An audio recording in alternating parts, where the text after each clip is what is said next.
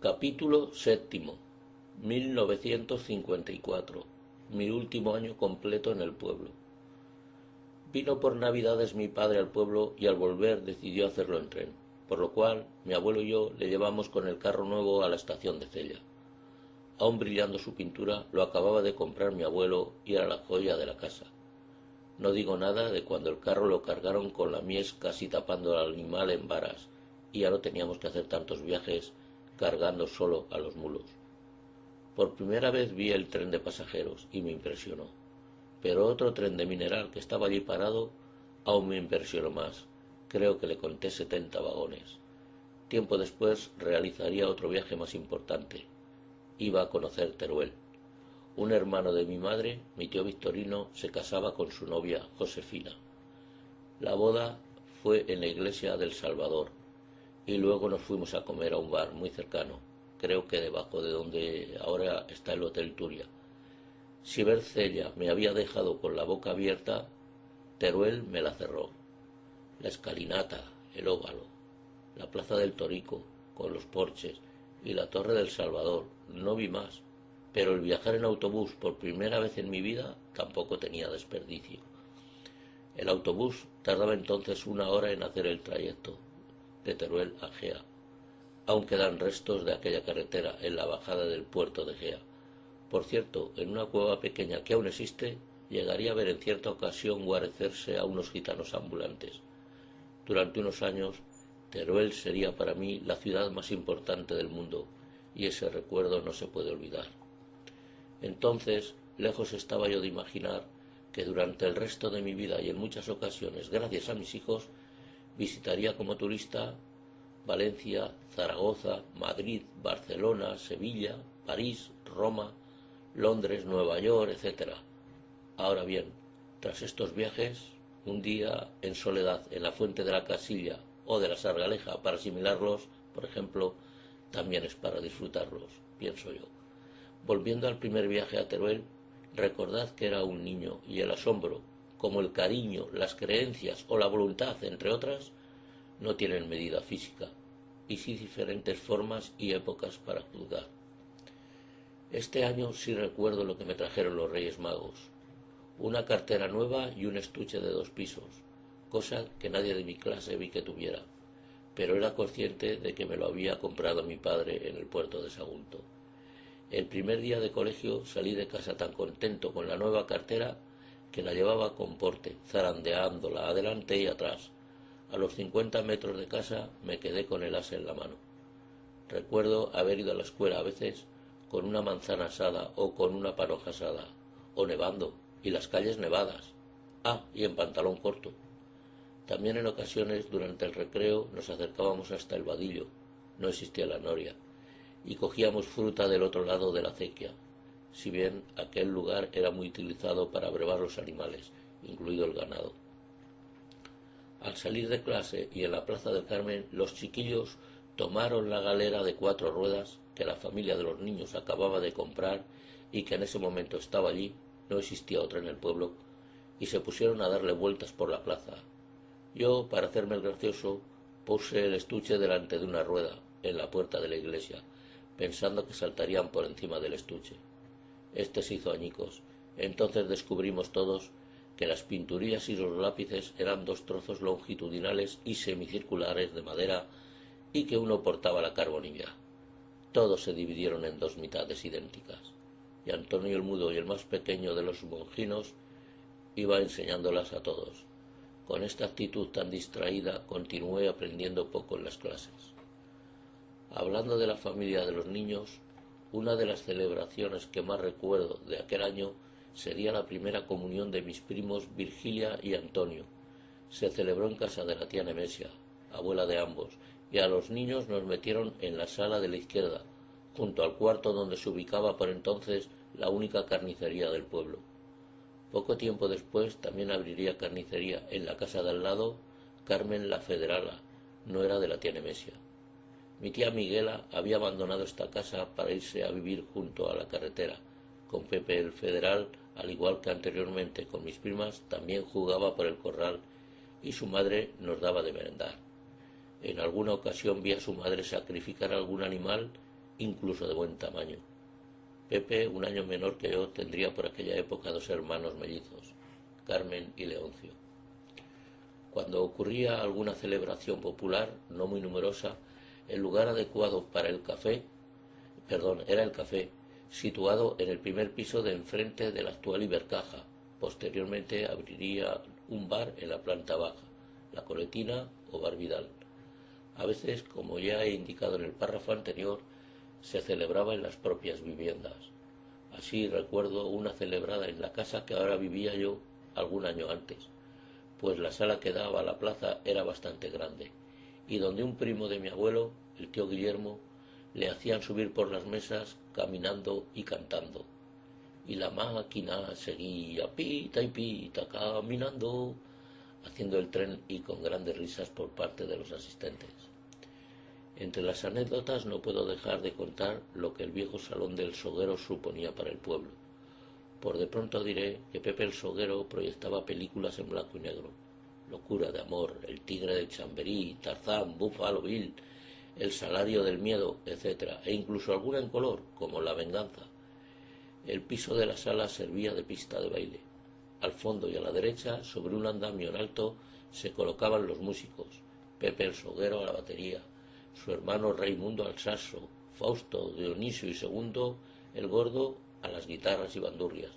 Por otra parte, aún recuerdo ir a bodas, donde acudía casi todo el pueblo y habían matado corderos para la comida. Para acceder al local existía una escalera frontal y al aire libre. La antesala al bar, que años después albergaba un futbolín, no existía. Sería tras una ampliación del local hacia la carretera. En el bar o bodega, los chiquillos, los domingos nos comprábamos cacahuetes. Siempre había mayores en la puerta, jugando a la morra.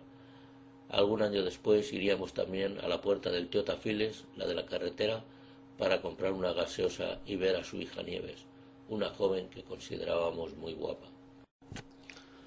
Por otra parte, los domingos por la tarde, este barrio concentraba a toda la juventud, pues, además del baile de salón, paseábamos por la carretera.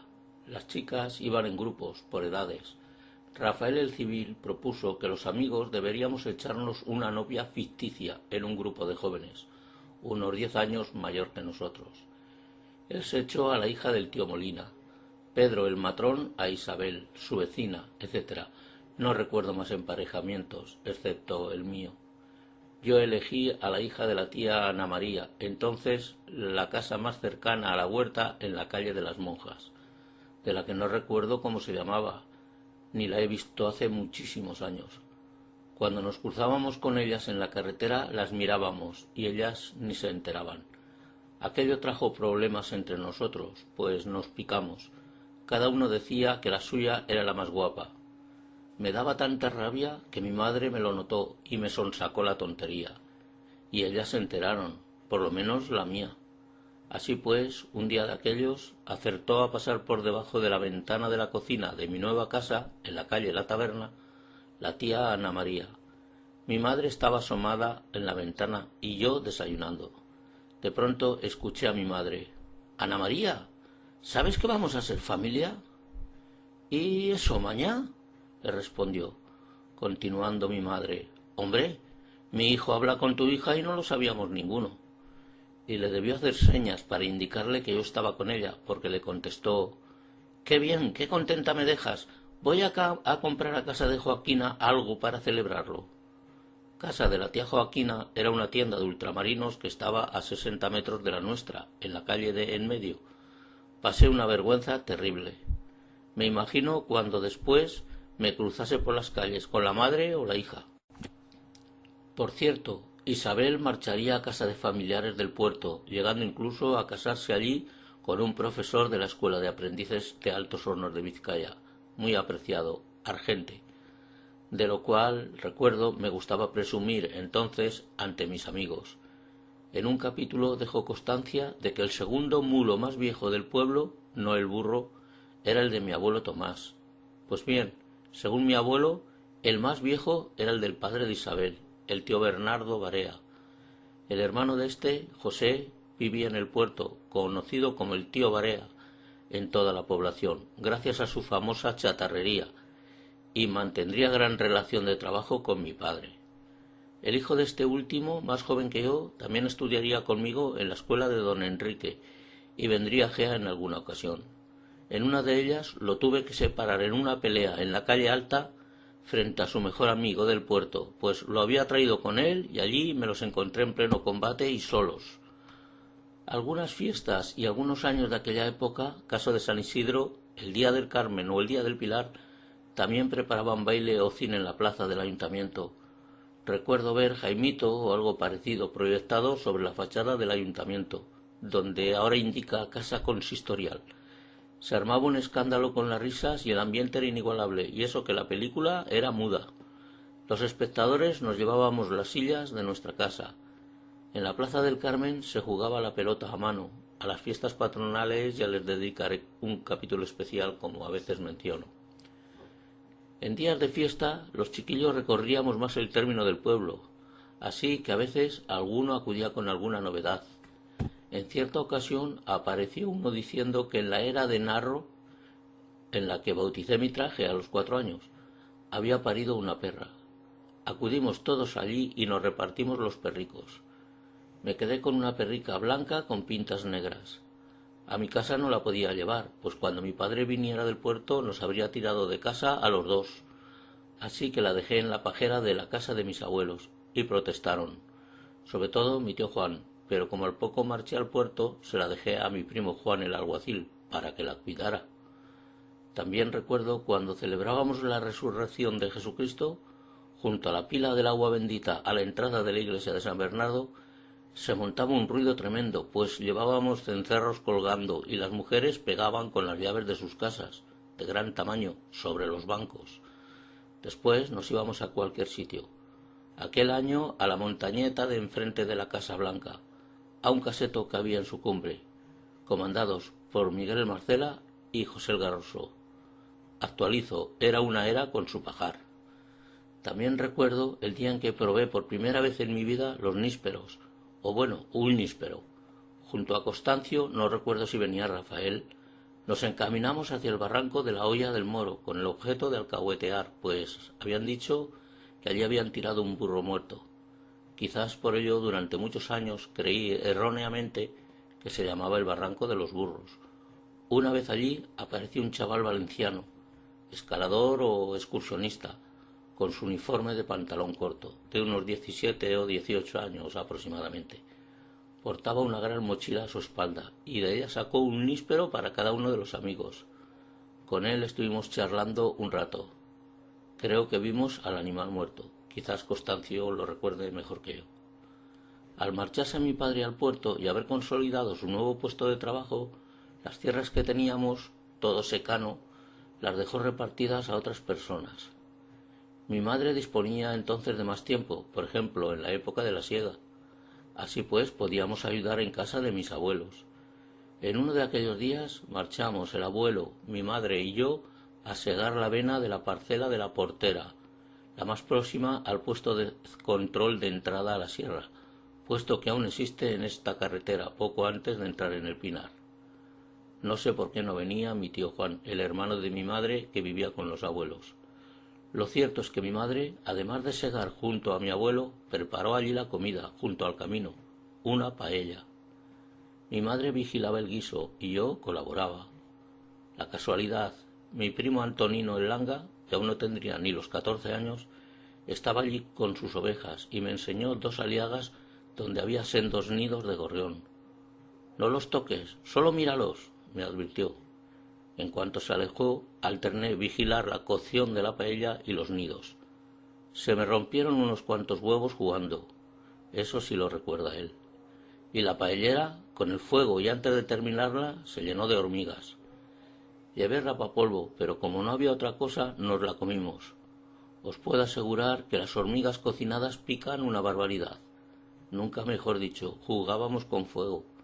Contrasta con la seguridad exigida en nuestros montes hoy día y con toda la razón. Quiero dejar constancia de un trabajo agrícola que en casa se vivía con mucho mimo. Era la siembra, recolección y el desmotado del azafrán. Mi madre me lo nombraría numerosas veces mientras vivió. Lo guardaban como oro. Yo creo que por ello tenían aquel gusto las comidas de mi abuela y aquel olor. Por cierto, existía entonces otro trabajo más importante y de mal olor. Recuerdo cuando sacaban el estiércol de las cuadras y había que ayudar. Mi abuela me advertía: «Cuidado, Maño, con la horquilla». Pero aún recuerdo mejor la cuadra de los mulos, con todo el techo completamente lleno de telarañas. Mi madre solía decir que Gea era el pueblo de las moscas. La pajera, el pesebre, la avena, el forraje, los aparejos de los animales, el candil allí colgado. Por aquellos tiempos se colocó una bombilla eléctrica y algún año después el contador de energía eléctrica, etc. Curioso, hoy día la cuadra es la mejor dependencia de la vivienda, por su frescor en verano. Por ello no destruí completamente el pesebre al convertirlo en habitáculo, pues es uno de los recuerdos permanentes de mis abuelos y de lo que fuimos en el pasado, agricultores. Quizás muchos geanos, sobre todo los de las viviendas edificadas en la montaña, hayan pensado en lo mismo. Cierto día, estando en la replaceta del Rosario con Antonio el Canastes, su abuela, la tía Anunciación, vivía en ella, apareció el vecino Pablo el Parretas con un saco vacío. Nos invitó a acompañarle hasta su pajar, pues sus padres le habían solicitado que lo trajera lleno de paja para los animales. Para allá partimos los tres juntos. Su pajar estaba situado de los más próximos al puente. Una vez el saco lleno y antes de iniciar el regreso, nos hizo el siguiente razonamiento. La paja, en el pajar siempre pesa lo mismo, pero en cuanto la sacas de este va pesando más conforme pasa el tiempo. Como no le creíamos, nos hizo hacer la prueba. La mitad del camino llevó el saco a Antonino y yo la otra mitad, hasta la casa de Pablo. Cuando caminábamos más cansados nos repetía: «¿A que ya se nota que pesa más?». Antonino le contestaba: «Lo que pasa es que nos cansamos», volviendo Pablo a repetir: Sí, pero ¿a que notáis que pesa algo más que antes?». La primera vez que me comí una mona en Pascua fue en casa de Antonino el Canastes. Nuestras madres, que eran amigas, decidieron que nos juntáramos los cuatro. Creo que por entonces ninguno teníamos más hermanos. Estuvimos jugando por su corral y después nos comimos las monas con el huevo incluido, tras romperlo por sorpresa en nuestra frente. Para mí fue un gran día, la prueba es que no lo he olvidado. Acababan de llegar al número 6 de la calle Corta. Antes vivían en la calle de la iglesia número 17, enfrente de José María el Cojo. A estas dos casas de Antonino iría numerosas veces a jugar. Primero porque a la tía Josefa, la madre de mi amigo, la solía visitar cuando iba a Gea, y en su primera casa pasó a vivir una hermana de mi abuelo Tomás, mi tía Manuela. Curioso, años después, cuando murió mi tía, la casa la compró el hermano mayor de mi padre, mi tío Valentín. Deducción: esta casa la he visitado casi todos los años de mi vida. Algún año después también iría a jugar al corral de la casa de José María el Cojo, y en alguna ocasión iría a casa de Antonio el Garroso, sin saber entonces que su madre, Felipa Alamán, era tía mía, según mi padre. Por cierto, según José María, sufrí un caso parecido al del nieto de la tía Paula y mi prima Virgilia, pues la Zurilla, su vecina, y en la puerta del corral de esta, intentó pincharme en un ojo a través de un agujero de la madera. Tengo un recuerdo muy borroso del suceso, quizás por ello no lo recordaba. Supongo que este documento sufrirá actualizaciones durante el resto de mi vida, pese a recordar tantas anécdotas. Escribiré muchas anécdotas, pero si exprimo mi cerebro, siempre arroja alguna más. Así salta de mi memoria otra que no sé cómo nació el ir a aquella vivienda, pero que lo recuerdo. Correspondía a la casa del tío Cepurro, en el callejón sin salida del mismo nombre. Solía visitar la casa y estaba con Pilar, una de sus hijas. Además, siempre la consideré tía mía. Curiosamente se casaría con el único mozo del pueblo llamado Tomás. En aquella época solo había tres más con dicho nombre: el tío Patatillas, mi abuelo Tomás y yo. Recuerdo cuando el padre de la moza falleció estando en la huerta trabajando, y cómo corrió la noticia por el pueblo. Pese a ser un niño, me impresionó. No comprendía yo entonces cómo podía sucederle esto a un hombre que estaba trabajando tranquilamente en su huerta. También por entonces, y en Gea, la tía Carmen, esposa del tío Ramón el Sastre, ya en el puerto de Sagunto con mi padre, me daría a probar las palomitas de maíz, por primera vez en mi vida, cosa curiosa, pues en mi casa había panojas. Recuerdo que en su cocina preparó una sartén para su hijo Ramón y yo. Ramón tenía un año menos que yo y también marcharía a la Universidad Laboral de Córdoba conmigo, cuando contaba 13 años. Tenía una hermana, Rosario, la mayor, y dos hermanos, Narciso y Ventura. En el puerto nacería el más pequeño, Eduardo.